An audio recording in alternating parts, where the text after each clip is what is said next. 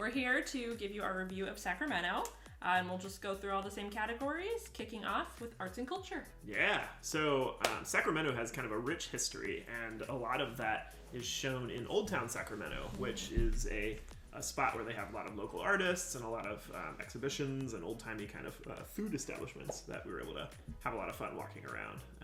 And then some of the history of Sacramento really centers around railroads and the railroad industry. And so lots of museums, lots of old train cars kind of out and about. It's really cool to see that aspect of the city.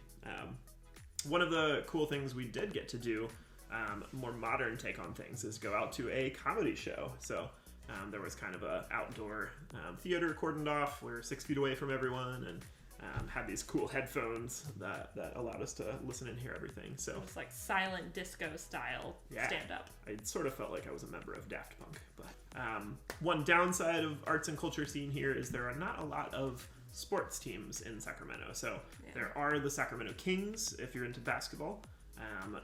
Unfortunately, neither of us are that into it. On the arts and culture scene, we're going to give it a 3. The restaurant scene. So we were actually pretty impressed with the restaurant scene for how small the city Sacramento is. It is dubbed the farm to fork capital of California, the United States, something like that, because it has so much produce and food grown in the Central Valley region. So we really enjoyed the quality of the food. We liked the diversity of options. There's a lot of ethnic food from Asian to Mexican to, American. And we had one especially really good brunch at a place called Bacon and Butter. Yeah. And a nice brewery. They had a couple good brewery scenes, so enjoyed that for sure. We went to a bunch of coffee shops. We really liked those as well. So all that to say, we give the restaurant scene in Sacramento a 4.5. All right, the next category is neighborhoods. So as you know from this whole trip, our goal is to pick a city and kind of settle down there for a bit. So kind of evaluating what neighborhoods are available, what kind of houses are there, what the architecture of the houses are, all of that's kind of important to us. So we kind of drove up here in early spring and we're really pleasantly impressed with the diversity of neighborhoods, the housing options, how cute everything was. Lots of good yards and gardens and whatnot. And the houses are definitely more within our price range than some that we've seen in San Diego and other cities. So, we're gonna give it a solid 5.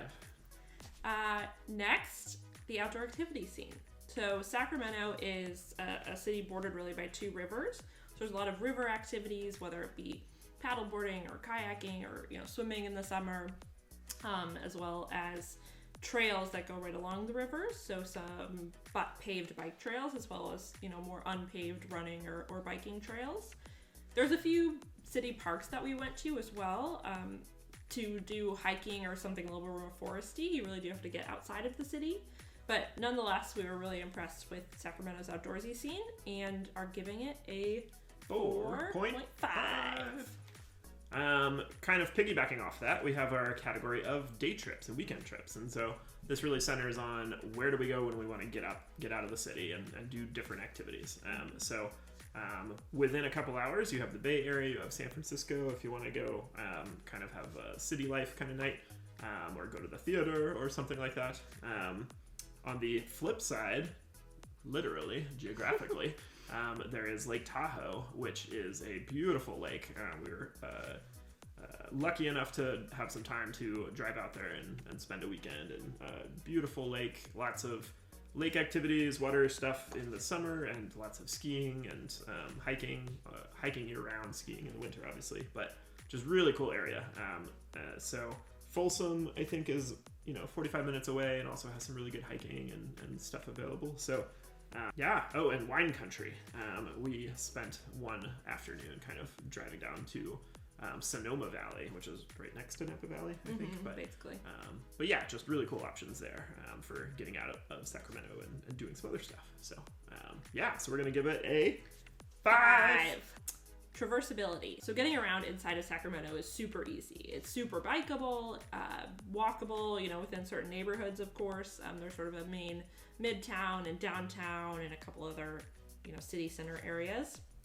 And There's even a light rail, a public transit system that goes through the city, as well as the fact that it's just small. So you can get anywhere in the city in basically 15 or 20 minutes, including, the major airport, which is actually one of the biggest airports on the West Coast. So all in all, we give Traversability a 5. Next on our list is weather. And Sacramento had a bit of a disadvantage in that we just came from San Diego, and San Diego had amazing weather. So that being said, we did arrive at the beginning of spring, so it was still kind of cool when we got there. March, I think. Yep. And then it warmed up very nicely. All the flowers started blooming. All the trees were budding. It was just a gloriously beautiful time. And as I mentioned before, the neighborhoods were very pretty and had lots of green space in that regard. So we do like seasons.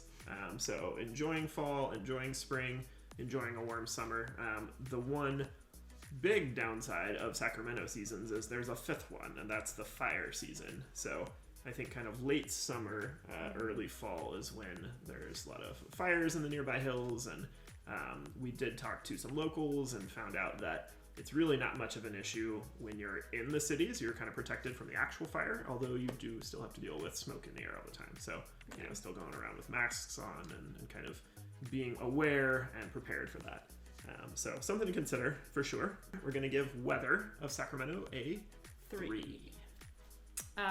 And lastly, we'll finish out with a few fun facts. So if you watch my other video, you know that Sacramento is like a railroad hub. It, had the whole gold rush pass to it.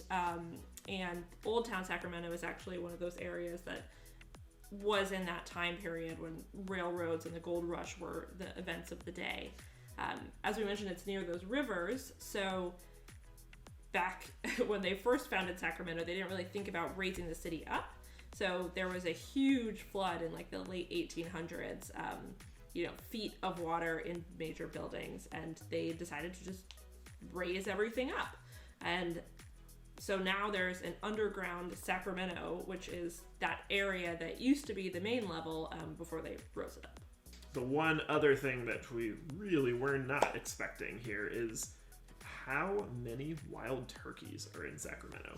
So I don't know who they paid to have the run of the land, but they are everywhere. We saw them in parks. We saw them like on the side of highways, from our window, like washing dishes. Street, yeah, just all over the place. And Romeo was hoping for Thanksgiving every day, but alas, they had the run of things. But anyways, thank you for watching, and have a wonderful day.